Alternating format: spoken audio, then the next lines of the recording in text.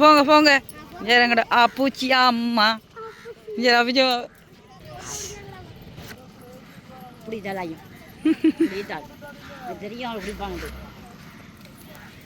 மழை முயில பார்த்து எப்படி வந்திருக்கேன்.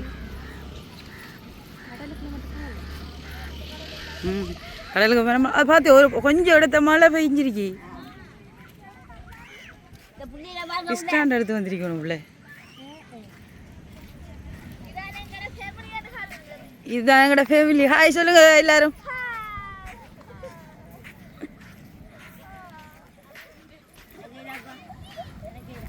அவடத்த வந்து